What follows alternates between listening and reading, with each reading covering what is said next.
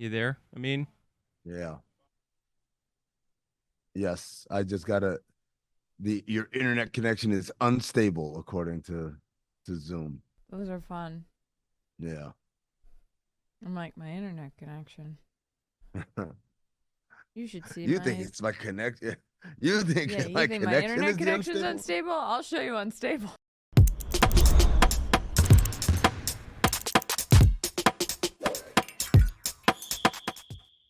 Welcome to Oddball. Happy Thursday, everybody. Charlotte Wilder here in New York. Amin in a beautiful courtyard in New Orleans where he has found Wi-Fi successfully.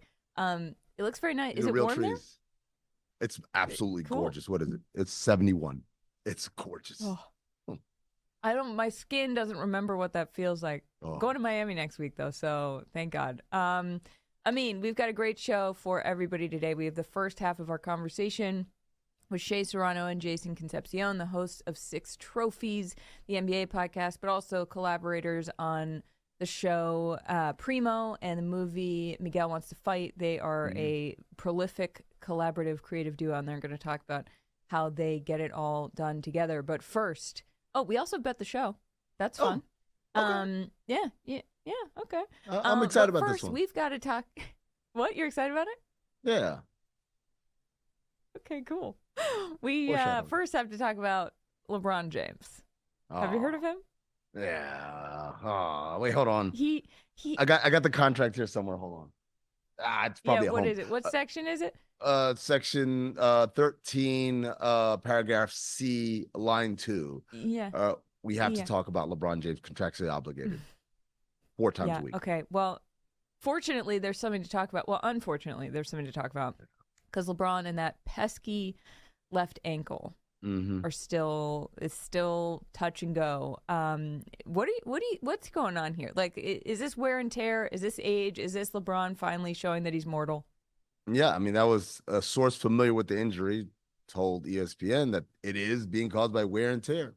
And James himself said some games are better than others. I didn't feel it at all against OKC on Monday. And I didn't feel it at all until the fourth quarter tonight. So each game, each day, indeed each quarter is different. Charlotte, there's a couple of things going on here. Number one, LeBron historically has had only 2, I'm going back to even when he was in Cleveland the first time in Miami. There were 2 Achilles heels or weaknesses for him. I should say Achilles heels because that's an actual injury as well. Yeah, it was like, was that a real injury? Yeah, 2 weaknesses, right? One, cramps. It's been a while, but he used to get cramps a lot. And 2, the ankle. Turns his ankle. Now, when he was younger, he might be ankle flat on the floor. He'd go to the bench, tighten him up, his laces, maybe go back to the back, get retaped, and then come out and play, and it was like the guy never hurt himself. But as he's gotten older, that's the number one sign of aging for LeBron that we've seen. When he turns his ankle, he tends to miss time. And we know that going back to even his first year in LA, it's a groin, ankle. And I do believe those things are connected. The hip bone's connected to the knee bone, et cetera, et cetera. No, it's not. It's the thigh bone, and the thigh bone's the knee bone. But either way, I say all this to say that as we await evidence of LeBron's kind of, he's fading, it's not going to happen in the stats. It's not going to happen in the performance. It's going to happen like this. He just can't stay healthy. And thankfully, this seems to be just, like he said, a thing today, maybe not a thing tomorrow. But I think we need to start really, and the Lakers need to start really kind of planning for having support for him in terms of he can't be out there all the time. And I keep going back to this. Right. Yes, they played better in the recent weeks or so, but the amount of dependence on LeBron James to do everything, to be amazing, for them to have to win games just isn't commensurate with someone who's 39 years old playing in their 21st season. I feel like we talked about this. Well, the Dr. Elhassan and Dr. Wilder talked about the concerning amount of dependence on the LeBron James artery. If you missed that was last Friday. Go check it out. We went to the doctor and violated a lot of HIPAA laws. But I think you're right. And I think that it's going to be very interesting to see how the Lakers manage this, because also LeBron James he has a lot of sway. So there's another thing we have to talk about before we get to bet the show. Before we do that, what wildlife have you seen in that courtyard? Oh man, there's like an insect. I don't know what kind of insect it is. It has wings and it's really long. It's got a long body and it's got like 18 different wings, right? Like a dragonfly, but like if the dragonfly saw a doctor down in Miami to get some enhancements, if you catch my drift. Also, there's some sort of lizard here. It ran away. It was here a little bit earlier. Again, I don't know. I can't tell like salamanders from chameleons from like other lizards. I don't know, but definitely a lizard. Also, there's the other wildlife that walks on 2 feet and walking around with beads and hand grenades. And so they go walk by and they stare at me quizzically, like, what is this guy doing? So talking to his laptop. Why is he talking so passionately about the NBA in this courtyard? Obnoxiously. Yeah. So there should be a team called the Lizards. I love lizards. I get excited whenever I see a little lizard running. They're not scary. Anyway, speaking of the NBA, as we are wont to do on this show, the Nuggets and the Celtics, it was announced, are going to play 2 preseason games in Abu Dhabi in October. Mark Tatum, NBA deputy commissioner, in a press release, he said, "We're excited to bring 2 of the best teams in the NBA to Abu Dhabi in the Celtics and the Nuggets. This is an incredible momentum around basketball in the UAE and across the Middle East, and we believe these games, as well as our year-round grassroots development and fan engagement efforts, will be a catalyst for the continued growth of the game in the region." Are they banking that the Nuggets and Celtics are going to be in the finals, or does that not matter at all? 1000%. I got the script here somewhere. Oh, that's right. I left it at home. Got the script, and on page 72, I believe, we find out that the Celtics and the Nuggets do battle in the NBA Finals. Nuggets win in 6 games, but Jason Tatum scores a record for 6 games in a playoff series. Just put a pin in that one. We'll be back in June to confirm that one. But no, that's painfully accurate. Yeah, right. I've done this before. If you don't believe me, Geno Smith, Amin Elhassan, Google it. Not your first rodeo. That was not my first. Remarkable, by the way. Thank you. But there's a lot going on here, right? On the one hand, it's what Deputy Commissioner Tatum is talking about, which is the NBA's desire to grow in the region, right? And to grow in the region, part of it is just for the love of the game and making sure our game reaches all corners of the globe, right? But there's a more specific thing, and that thing is called money. Look where the money is. Yes. And so it's funny because all the Gulf states there, whether it's the Emirates, Qatar, obviously Saudi Arabia, they've all put in a lot of investment into sports, but most of it has been soccer. We've had these oil sheiks, if you will, owning teams like Paris Saint-Germain and in France and various EPL teams. This is something new, though.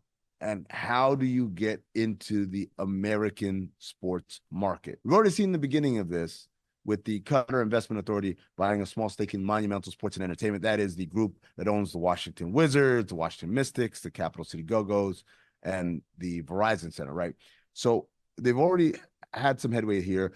Meanwhile, in Abu Dhabi, they've played games there. We're already seeing on the ref jerseys the logo patch of Emirates Airlines on there. So like all of these kind of tentacles have been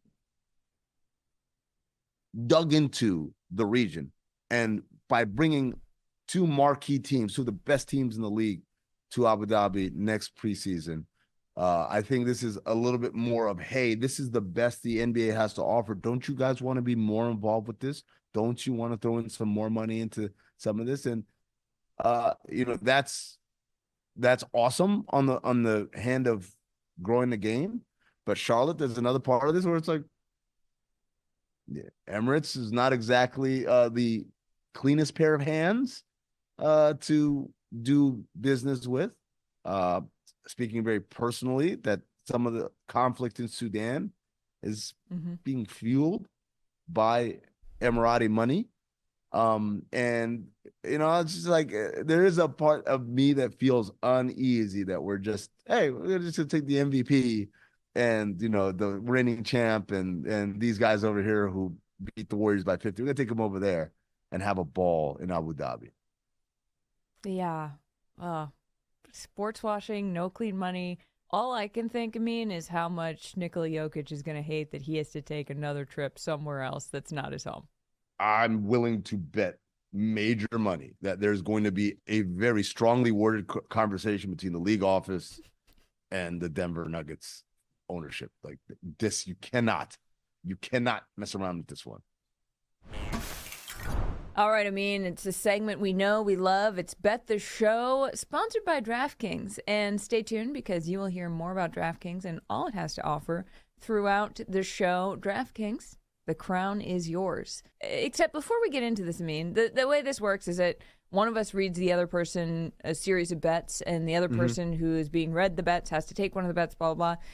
Before we do that, you've got to pay up tomorrow because you made a bet last week that there were 8 games and that a total of 80 or more players would score in the double digits. 77 players ended up scoring the double digits. So you fell once again like 3 short. I'm going to take the bet of the 80 players scoring in double digits. Okay. Because I like pizza.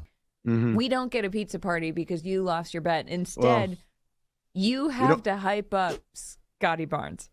We don't get a pizza party because Nick Richards can't go 4 for 4 from the free throw line. Nick Richards, it's one more free throw. Nick Richards of the Hornets. It's one more free throw. We're having pizza. So thanks, Nick. Thank you. I guess. Yeah. Nick, you owe us a pizza party.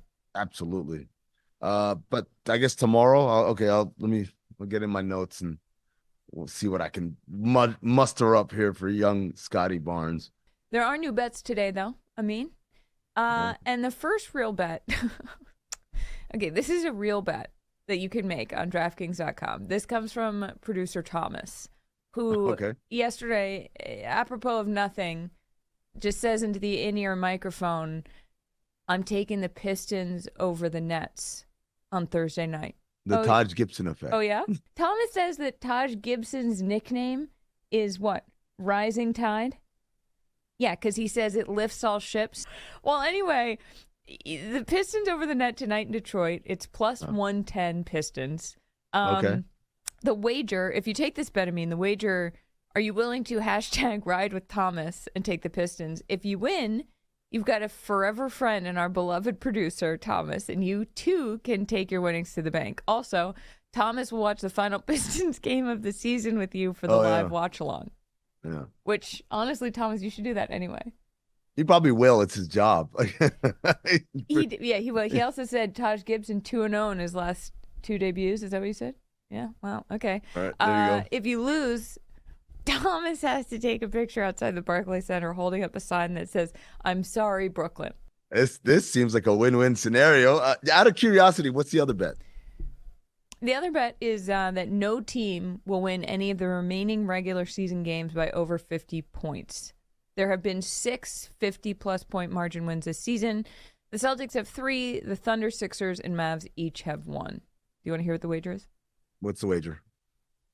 The wager, are you willing to bet watching all of Deal or No Deal Island? I don't even know what that is. If you win, watch whatever you want because, hey, you earned it. Also, you can watch whatever. Okay. If you lose, not only do you have to watch every minute of Deal or No Deal Island, but you have to sneak references from the show into episodes of Oddball going forward. Oddly enough, that last set line right there intrigues me. I'm like, I would enjoy, because I've already done that with like Bar Rescue and stuff like that on this show. So I wouldn't be mad at that, but just the opportunity to watch Thomas stand outside of Barclays with a sign is just too good to pass up. I'm riding with Thomas because I have no downside. Thomas. It's all upside. Hashtag ride with Thomas. All right. He is pumped. He's fist pumping in the control room. He's giggling. You just made everybody say, thanks for taking that bet. Also, if we win, like this clip should go viral, right? Like we're the ones that called, that Taj Gibson would, what's the nickname? The Taj Gibson effect. Hashtag rising tide. Rising Taj. Rising Taj? Rising Taj, maybe. I'll get with Basketball Reference. We'll update the little nickname part.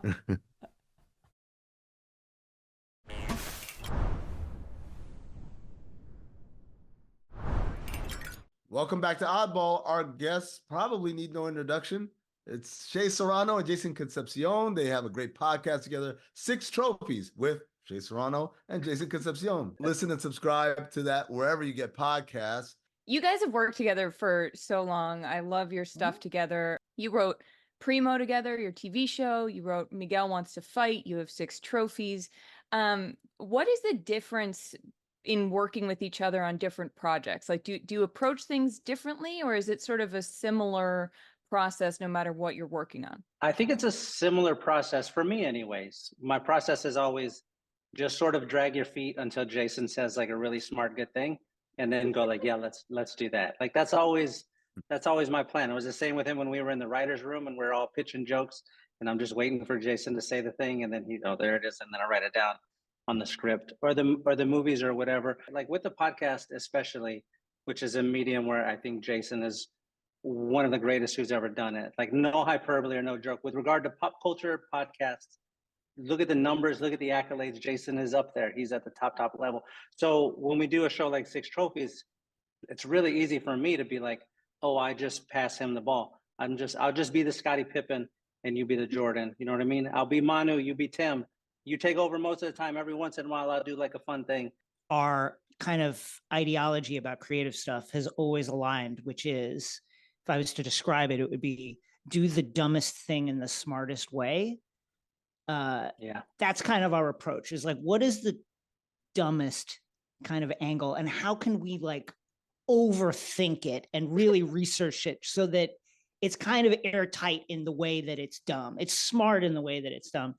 And that's kind of like been the way that we've worked. You know, I'm just trying to do the thing that impresses Shay. And I think we have overlapping skill sets also. Whereas like Shay is the one with the mystifying confidence to do stuff that really helps elevate me to be like, oh, I guess we can do this. Because like Shay would say stuff to me when we started working together that was like, you know what you do?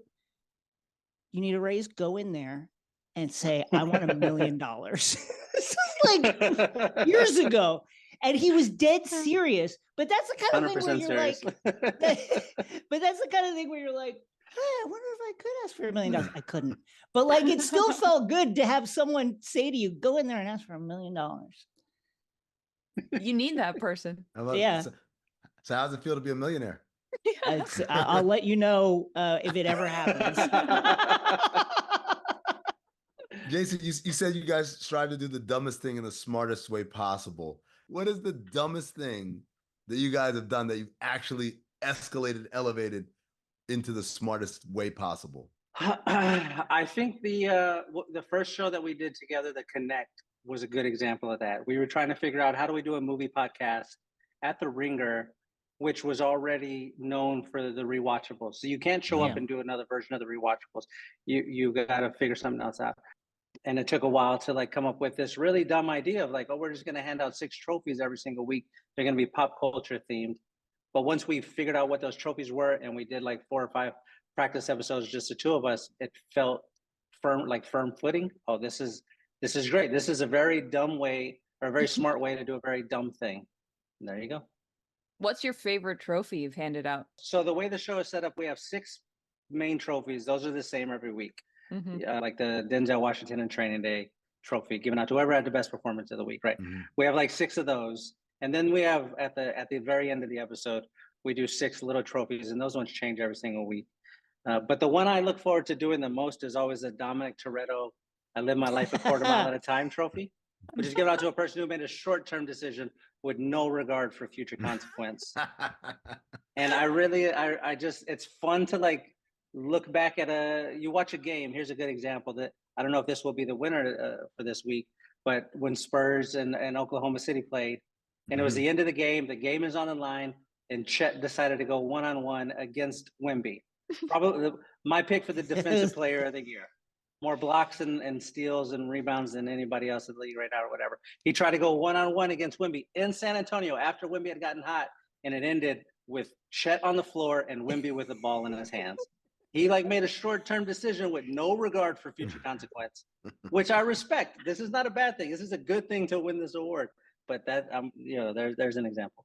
I also like that trophy, and one of the recent ones we did that I still think about is, before the Charlotte Hornets, your Charlotte Hornets kind of found something in recent weeks.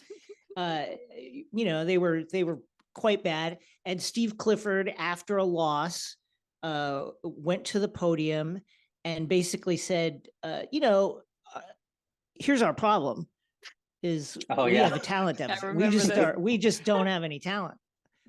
You know what makes it even funnier was on media day, he said, "This is the most talented group of players I've ever coached in my life." And I was like, I didn't know if that was like a cry for help, right? Yeah, it was a short-term decision. We did an Oddball episode where Amin was like, "Is Steve Clifford okay? Like, this makes me very sad. Is everything going all right?" Jason, you're a well-renowned Knicks fan. Yes. And Shay, you are a Spurs fan. And so you guys kind of have done this, kind of like two ships crossing in the night, where Jason, your long-suffering Knicks fandom has been replaced with something that looks like hope, although recently something resembling hope. And Shay, despite having the most incredible talent this side of LeBron James, I guess, the Spurs kind of had a little sucky period going on. How does that interaction work between the two of you guys in terms of this trading places that's happened, where Jason, you're thinking about, man, we could win a championship, and Shay, you're like, you know what? Next year might be our year. Obviously, we are absolutely riddled with injuries. Jalen Brunson going down this weekend. We await word there, but it's been wonderful. It's been really shocking to watch the Knicks evolve into a competently run franchise with an actual identity and a something like a winning culture with hope. We've become kind of the prototypical Thibs version 2 team, which is like, okay, version 1 Thibs team is like conference finalist and contender for the championship, and then version 2, once all those guys get injured, is like can beat anybody. So right now we're like the can beat anybody squad, and it's fun. It's wonderful. As a Spurs fan, I feel pretty good right now. It feels like I think a good comparison here is if you've ever been like really, really sick, like a bad flu or whatever, and then you crest the hill and you're like, oh, I'm not getting worse. I'm slowly getting better. You're still pretty sick, but it's not going to be as bad as it was yesterday. And that's what it feels like right now. We crested the hill. We were terrible. We were a ship untethered, and now we finally are like there. We're there. We just got to get there now. Shay, what did it feel like when you realized that San Antonio was going to be blessed with a very, very tall Frenchman? Oh my God. You want to talk about excitement. That was the most exciting it has felt in San Antonio since we won the title in 2014. People were just like the next day, literally walking around the city in Spurs jerseys. You see somebody with a hat, a shirt, just a wordless high five as you walk by. Like it felt so good. And it still feels good now, but man, that first day, because we weren't supposed to win the lottery. And they just kept pulling them cards out. And then that second to last one, that Charlotte card. Oh, you saw the teal on the card as he started to turn it. And you're like, no friggin' well, my God. Oh my God. Y'all have been around sports a while. Amin has been in behind the scenes with teams. We all understand the fix was in, right? I don't hate it. I don't hate it, and I think it's the right thing for the young man's career. But we all understand that was I'll take it. Rigged. Man, there's so much more we have to talk about with Jason and Shay. Charlotte, you know what? What? Let's split it up and let's have some more in another episode of Oddball coming this week. More Jason and Shay. Not mad at it. Words of Jerry Reed: when you're hot, you're hot. When you're not, you're not. There it is. It's an amazing song. Do you know that song? I don't, but yeah, there's no reason anybody would. I don't actually know why I know it. It's a song from like 1940, and it's like, when you're hot, you're hot. When you're not, hello, my baby. Hello, my dolly. Hello, my ragtime girl. Yeah, but like country.